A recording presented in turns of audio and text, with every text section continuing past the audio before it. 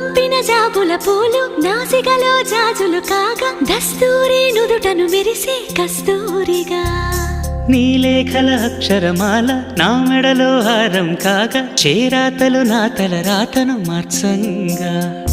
నువ్వు రాసిన ఈ ఉత్తరమే నా మనసుకు అర్థంగా నువ్వు చేసిన ఈ సంతకమే మన ప్రేమకు పసుపు కుంకుమ అర్థంగా గంగా నిజంగా నువ్వే నాలో సగభాగంగా నీ ఉరుకులే రాగా